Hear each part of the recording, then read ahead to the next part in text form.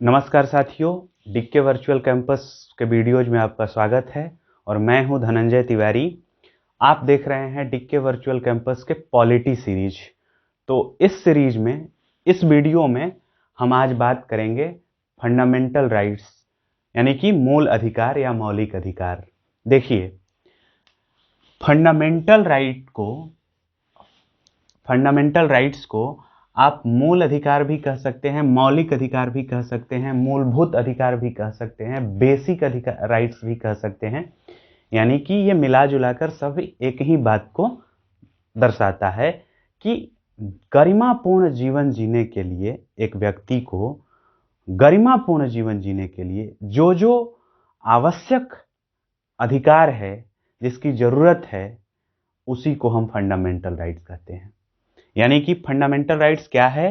तो एक व्यक्ति के लिए फंडामेंटल राइट्स वो सारे राइट्स हैं, वो सारे अधिकार है जो उसको गरिमापूर्ण जीवन जीने में सहायता करते हैं।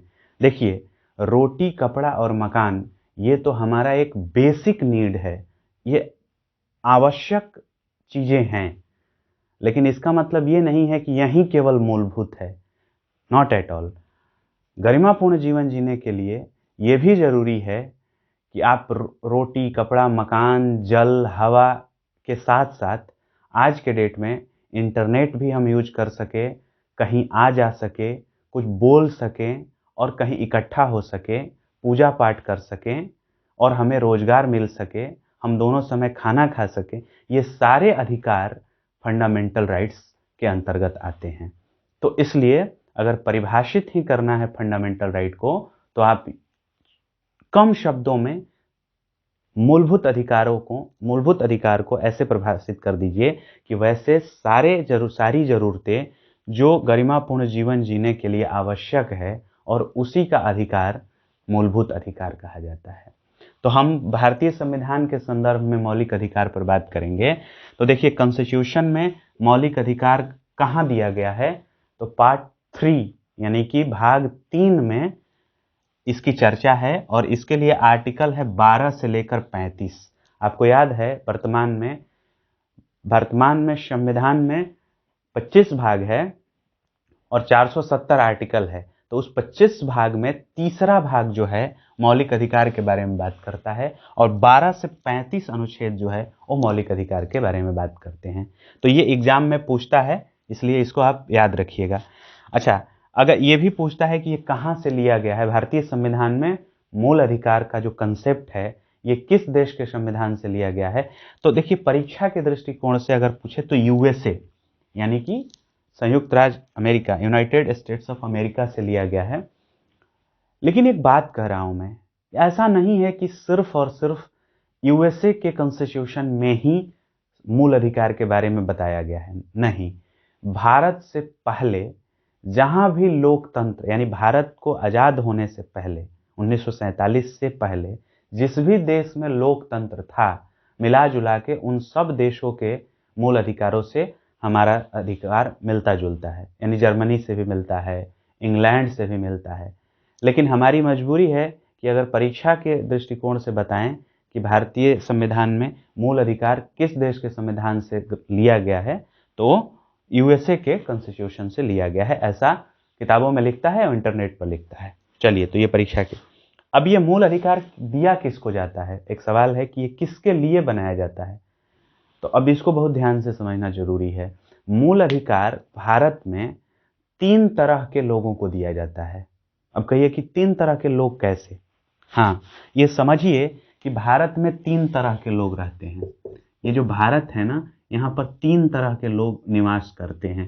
पहला, तो भारत में रहने वाले लोग, यानी जिन्हें पीपुल कहेंगे, यानी ऐसे वो सारे लोग, वो सभी लोग जो भारत की धरती पर, भारत के टेरिटरी यानी कि भारतीय राज्य क्षेत्र के अंदर निवास करते हैं। ये जरूरी नहीं है कि वो भारत के नागरिक ही हों। जो भी भारत में रह रहा है उसको भी कुछ अधिकार है। तो भारत में रहने वाले लोग, उनको भी कुछ अधिकार दिए गए हैं भारतीय संविधान में। और दूसरा है सिटीजन, यानी यहाँ के नागरिक, यानी वैसे लोग जिनको यहाँ के संविधान के द्वारा या सिटीजनशिप एक्ट 1955 के द्वारा नागरिकता दिया गया है, यानी वो यहाँ के नागरिक है। और तीसरा माइनॉरिटी का मतलब ये हुआ कि नागरिक में ही कुछ स्पेशल नागरिक जिनकी संख्या कम है, धर्म के आधार पर कम हो, भाषा के आधार पर कम हो, यानी बहुत मात्रा में जो लोग हैं वो एक सामान्य नागरिक है, लेकिन कम मात्रा में जो लोग हैं वो एक अल्पसंख्यक नागरिक के श्रेणी में आते हैं, तो उनको भी कुछ स्पेशल राइट्स दिए गए हैं। तो भारतीय संविधान में मूल अधिकारों की जो बात की गई है वो किनके लिए की गई है? तो पहले तो कुछ अधिकार ऐसे हैं जो लोगों के लिए, अब कहिए कि लोगों के लिए कौन सा अधिकार है? जैसे जीने का अधिकार, खाने का अधिकार, यहाँ रहने का अधिकार, कहीं घूमने का अधिकार, ये सबके लिए है, यानी जो भी भारत में रह रहा है। दूसरा, सिटीजन के लिए कौन से अधिकार? जैसे कि यहाँ पर नौकरी करने का अधिकार, यहाँ के राजनीति व्यवस्था में भाग लेने का अधिकार, वोट देने का अधिकार, चुनाव में खड़ा होने का अधिकार। तो ये सारे अधिकार विदेशियों को नहीं है, जो लोग यहाँ रहते हैं सबको नहीं है, सिटीजन को है। और माइनॉरिटीज को कुछ स्पेशल राइट्स मिले हैं, जैसे कि वो अपने लिए अलग इंस्टीट्यूशन एस्टैब्लिश कर ले, अलग स्कूल कॉलेज अलग खोल ले, हैं, वो अपना कल्चर फॉलो कर ले, वो अपनी पूजा पाठ अपने हिसाब से अपने चीज़ों को कर ले। जैसे कि अब सिखों को कृपाण रखने की स्वतंत्रता दी गई है, जैसे कि मुस्लिम को, यहाँ मुस्लिम कम्युनिटी को अपना एजुकेशनल इंस्टीट्यूशंस एस्टैब्लिश करने की कुछ चीज़ें अधिकार दिया गया है। तो ये अधिकार जो स्पेशल राइट्स हैं, जो सारे सिटीजन को नहीं है, कुछ पार्टिकुलर ग्रुप को है, वो माइनॉरिटीज को है। तो हम ये समझे कि जो 3 तरह के लोग रहते हैं, उन तीनों तरह के कुछ कुछ अधिकार मिले हैं। अब एक बात है, क्या बात है कि देखिए, ये सभी लोग हैं, ये जो बड़ा गोला है ना, ये सभी लोगों का गोला है। तो उसमें एक छोटा गोला सिटीजन का गोला हो जाएगा, और फिर एक छोटा गोला माइनॉरिटी का। अब देखिए, जितने भी यहाँ माइनॉरिटीज है वो तो सिटीजन हैं ही, और वो लोग भी हैं, वो पीपल भी हैं। जितने भी यहाँ सिटीजन हैं वो पीपल हैं, लेकिन वो माइनॉरिटीज नहीं हैं। और जितने भी यहाँ पर लोग हैं, ये जरूरी नहीं है कि वो सिटीजन हैं और माइनॉरिटीज है। यानी पीपल एक अम्ब्रेला टर्म हो गया, उसके अंदर सिटीजन आ गया, और सिटीजन के अंदर माइनॉरिटी आ गए। तो बात समझ गए आप कि 3 तरह के लोग भारत में रहते हैं। विस्तार में थोड़ी सी बात मैंने बता दी। फंडामेंटल राइट्स किसको कहते हैं? तो जो गरिमापूर्ण जीवन जीने के लिए आवश्यक है। अब तो रही बात ये फंडामेंटल राइट्स के बारे में। देखिए, भारतीय संविधान में 12 से लेकर के 35 तक के जो आर्टिकल्स हैं, ये बात करते हैं मौलिक अधिकारों के बारे में। एक बात मैं पहले बता दूं, कोई भी ऐसा अधिकार भारतीय संविधान में नहीं दिया गया है जो लिमिटलेस हो, मतलब जिसका अंत नहीं हो। ये सारे राइट्स कानून के दायरे में दिए गए हैं। यानी कि अगर आप कानून की अवहेलना करते हैं, अगर आप कानून का उल्लंघन करते हैं, तो वो सारे राइट्स आपसे छीन लिए जाएंगे। उदाहरण के लिए, जीने का अधिकार तो है, यानी जीवन जीने का अधिकार है आर्टिकल 21 संविधान में, लेकिन अगर आप उल्लंघन करते हैं, यानी कि आप मर्डर करते हैं, आप रेप करते हैं, तो ये ऐसे जघन्य अपराध है जिसके करने पर आपसे आपका जीने का अधिकार भी इस कानून के दायरे में छीना जा सकता है। जैसे कि फांसी। फांसी क्या है? आपके जीवन का अंत कर दिया जा रहा है, लेकिन कानून के द्वारा किया जा रहा है। तो इसका अर्थ तो मूलभूत अधिकार का अर्थ ये कतई नहीं है कि आपसे कभी छीना ही नहीं जाएगा, वो कानून के अंदर द्वारा छीना जा सकता है। दूसरा एग्जाम्पल देखिए, आपको स्वतंत्र रूप से देश में कहीं भी आने जाने की स्वतंत्रता है, आप जा सकते हैं, लेकिन इसका अर्थ ये नहीं है कि आप जा करके किसी का बेडरूम रोज रोज झांकिए, चाहे रोज रोज क्या कभी भी झांकिए। यानी कि कहीं भी आइए जाइए, किसी शहर में घूमिए, लेकिन कर्फ्यू लगा हो तो नहीं जाइएगा। लॉ एंड ऑर्डर मेंटेन करने की जिम्मेदारी सरकार को है ना, तो वो चाहे तो आपको कहीं पर्टिकुलर जगह पर रोक लगा सकती है। जैसे चुनाव जहां हो रहा है, बूथ जहां पर बना है, इलेक्शन जहां पर, वहां भीड़ लगाने का अधिकार आपको नहीं है। वहां पर चाहे तो पुलिस आपको भगा सकती है, चाहे आपको नजरबंद कर सकती है कोई आशंका पर, आपके घरों में ही आपको रख सकती है, लेकिन सब कानून के दायरे में। कानून के समक्ष सभी लोग बराबर है, लेकिन जो आपसे नीचे हैं उनको थोड़ा पुश करने के लिए उनको कुछ स्पेशल प्रोविजन जैसे कि आरक्षण दे दिया गया है। तो इन सब उदाहरणों से मैं बस यही बताना चाहता हूं कि जो ये फंडामेंटल राइट्स जिसकी हम बात करते हैं, ये कोई लिमिटलेस राइट नहीं है। ये सारे मतलब विद इन द लॉ है। कॉन्स्टिट्यूशन में कुछ नियम कानून जो ये सब शर्तों के आधार पर बनाए गए हैं। तो चलिए ठीक है, हम एक एक करके आर्टिकल पर बात करते हैं कि 12 में क्या लिखा है, 13 में क्या लिखा है, 14 में क्या लिखा है, और उस पर चर्चा करते हैं। देखते हैं कि हमारे संविधान के निर्माताओं ने गजब गजब के खूबसूरत खूबसूरत अधिकार दिए हैं, और ऐसे ऐसे अधिकार दिए हैं जिसको गागर में सागर कहेंगे हम। यानी कि एक छोटी सी बात कह दी गई और उस बात की परिधि में कई बातें आ गई। जैसे कि संविधान में ये कहीं नहीं लिखा है कि विदेश जाने का अधिकार है, लेकिन ये भी मूल अधिकार के अंदर का जाता है। अलग अलग ये कहीं नहीं लिखा है कि आपको पानी पीने का अधिकार है, आपको इंटरनेट चलाने का अधिकार है, लेकिन आपको जीवन का अधिकार है ना, तो पानी पीने का अधिकार भी है, खाने का भी अधिकार है, जीवन का अधिकार है, तो गरिमापूर्ण जीवन का अधिकार है, यानी इंटरनेट भी चला सकते हैं, बोल भी सकते हैं। तो देखिएगा कि कुछ ऐसे शब्दों का प्रयोग कर दिया गया है जिससे कि उसकी परिधि में बहुत सारे अधिकार हमें मिल गए हैं। तो बड़ी ही खूबसूरत है, बड़ी ही रोचक है। एक एक करके हम बात करते हैं। पहले बात करते हैं कि आर्टिकल 12 में क्या लिखा है, 12 में क्या लिखा है। 12 में राज्य की परिभाषा दी गई है। अनुच्छेद 12 में यह बताया गया है कि राज्य कहेंगे किसको, स्टेट किसको कहेंगे।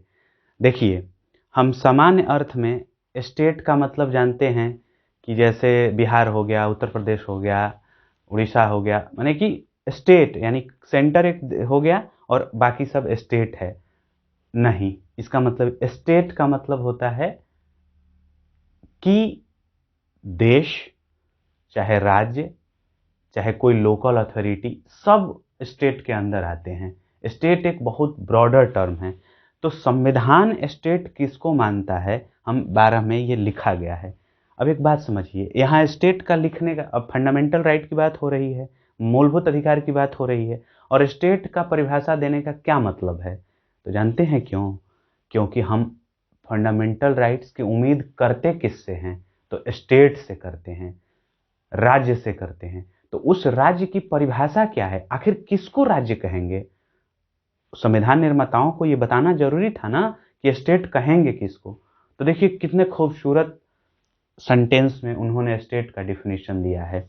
और देखिए पहले एक एक वर्ड को समझते हैं कि स्टेट इंक्लूड्स, यानी राज्य वो सारी चीजें हैं, इंक्लूड करता है government and parliament of India. यानी स्टेट उसको कहेंगे जो भारत की सरकार है तथा भारत की पार्लियामेंट से चलती है। And government and legislature of each state, यानी स्टेट के दायरे में वो भी आता है जो राज्य सरकार हैं, सारे राज्य सरकार, एक राज्य सरकार नहीं, यूनियन टेरिटरीज, और वहां के लेजिस्लेचर, वहां के विधान मंडल भी, and all local and other authorities, और जितने भी स्थानीय निकाय हैं, जैसे म्यूनसिपैलिटी हो गई, जैसे कि आपका पुलिस स्टेशन हो गया, कोई पालिका, पंचायत, कुछ भी जो हो गया, local authorities, the territory with in the territory of India, जो भारत राज्य क्षेत्र के अंदर कोई भी लोकल अथॉरिटीज, कोई स्थानीय निकाय है, उसको भी स्टेट मानता है संविधान। और under the control of the government of India, या जो भारत सरकार के अधीन हो। अब देखिए बड़े मजेदार है, स्टेट किसको कहेंगे?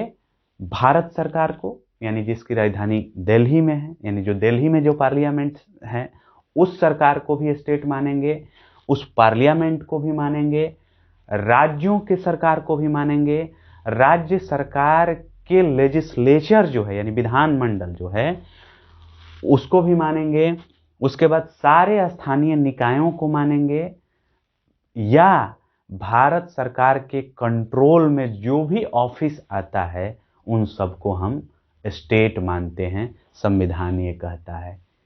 अब कहिए कि इतना बड़ा स्टेट का डिफिनेशन देने की जरूरत क्या था, क्या थी जरूरत?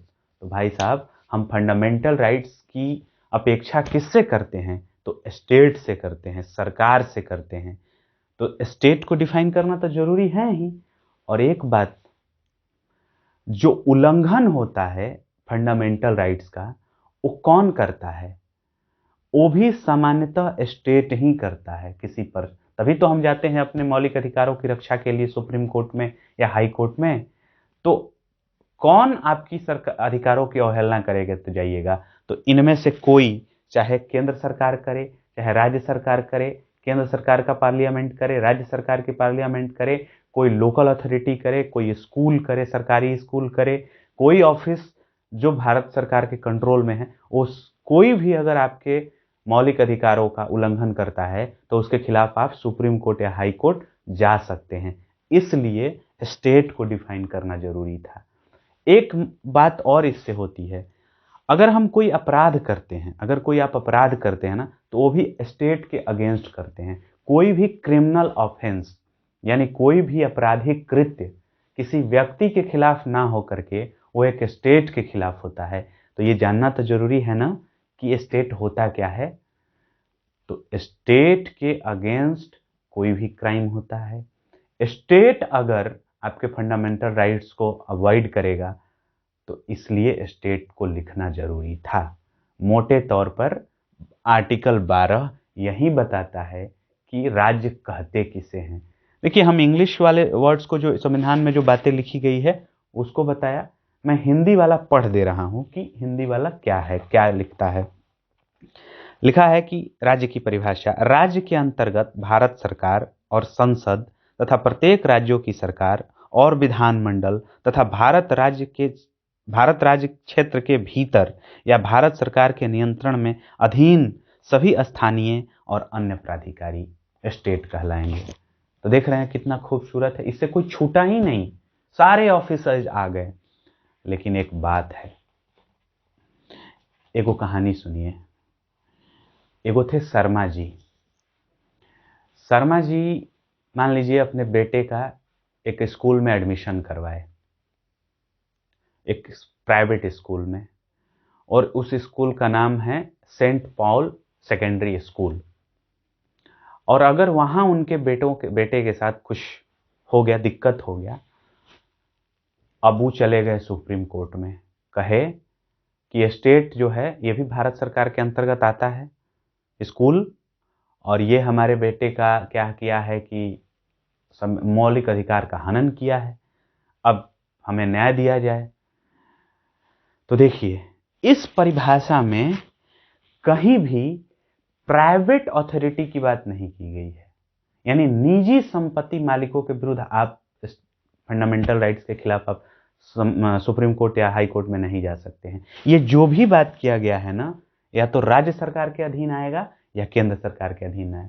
तो 2011 में वो सुप्रीम कोर्ट गए तो सुप्रीम कोर्ट कहा कि सुनिए शर्मा जी, स्टेट का मतलब लिख देने से मतलब ये नहीं है भाई साहब। जो प्राइवेट चीजें हैं, जैसे कोई कंपनी हो गई, चाहे कोई स्कूल हो गया, जिस पर सरकार का डायरेक्ट कब्जा नहीं है, ये अलग बात है कि हम सब सरकार के नियम कानून से बंधे हैं, उनके रूल्स रेगुलेशन से चलते हैं, लेकिन प्राइवेट तो निजी व्यक्ति का संपत्ति है, तो हम उसको स्टेट नहीं मानेंगे। तो कहा कि ठीक है, अधिकारों का, आपका मौलिक अधिकारों का उल्लंघन हुआ है, लेकिन ये जो स्कूल है ना, ये प्राइवेट स्कूल, ये आपके स्टेट में नहीं आएगा। तो ये 2011 में सुप्रीम कोर्ट ने इसको परिभाषित भी कर दिया कि प्राइवेट स्कूल्स, प्राइवेट इंस्टीट्यूशन जिस पर डायरेक्ट सरकार का, भारत सरकार का डायरेक्ट कंट्रोल नहीं हो, वो स्टेट नहीं कहा जाएगा। तो साथियों, ये वीडियो तो ऐसे ऐसे बात करेंगे तो बहुत लंबा हो जाएगा, तो हम अभी 12 की बात किए, और इससे अगला वीडियो में हम 13, 14, 15 जो भी है जितना हो जाए करेंगे, और पूरे मौलिक अधिकार को एक व्यापक रूप में समझते हैं, बड़ी आसान भाषा में, किताबी भाषा में नहीं। तो मैं उम्मीद करता हूं कि ये वीडियो आपको पसंद आएगा। आप थोड़ा शेयर वेयर करिए और लाइक करिए, कमेंट करिए, और मिलके थोड़ा पढ़ते हैं, थोड़ा समझते हैं, जीवन जीने के लिए पढ़ते हैं। Study for the sake of knowledge, not for the sake for getting up, क्या कहते हैं, जॉब। मतलब ठीक है, वो आप नॉलेज लीजिएगा तो जॉब उसी में आ जाएगा, उसी में आपकी तरक्की है, लेकिन मूल तो है कि ज्ञान की प्राप्ति करना, जानकारी लेना। अगर जानकारी रहेगी तो ये सब बड़ा ही स्ट्रांग फील करेंगे अंदर से। तो इस वीडियो में इतना ही। जय हिंद।